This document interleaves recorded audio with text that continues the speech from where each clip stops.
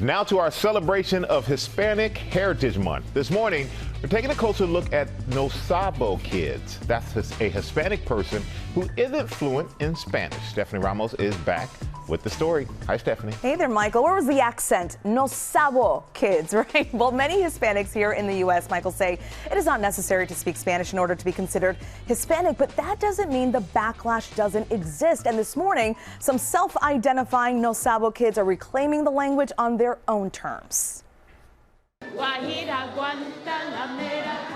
In this Chicago playroom, learning Spanish is part of the fun. A, B, C.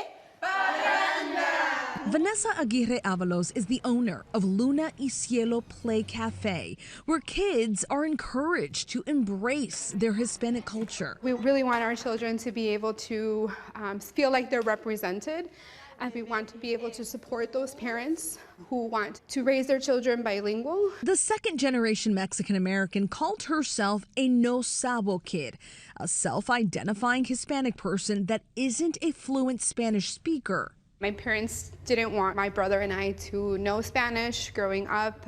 They felt like there would be a lot of racism, so that prevented us from learning Spanish right away when we were children. It's a growing frustration captured on TikTok. The hashtag No Sabo Kid garnering more than 26 million views.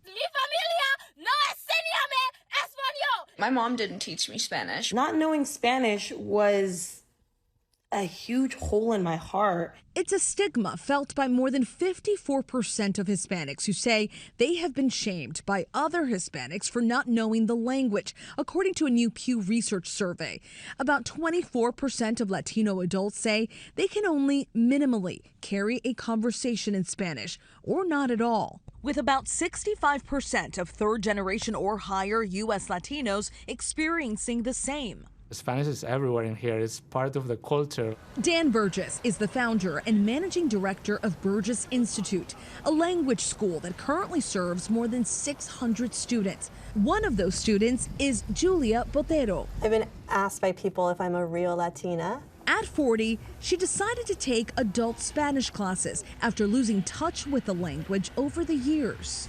I want to reconnect with the Colombian side of my family, especially my grandmother, to be able to learn more about them and to know that there's a part of my family that I cannot communicate with. You know, it's heartbreaking. This is something that many young Americans now face and experience. And if you're trying to learn Spanish or any language that will help you feel closer to your culture, make sure to keep these tips in mind. Be patient. Learning a language takes time. It can take years to become fluent. Also, stay focused and consistent. Progress can sometimes be slow, and just make sure you practice. Guys, growing up in my home, my mom was adamant you will speak Spanish in the casa, speak English at school, but she wanted us to feel that connection to our roots. But everyone's path is so different, and it's important to keep that in mind. Well, I'm going to practice No Sabo. You got it. You nailed it. Someone said you got the no right, and that was about it. But thank you so much for that, Stephanie. Well, hey there, GMA fans. Robin Roberts here. Thanks for checking out our YouTube channel. Lots of great stuff here. So go on, click the subscribe button right over here to get more of awesome videos and content from GMA every day, anytime. We thank you for watching, and we'll see you in the morning on GMA.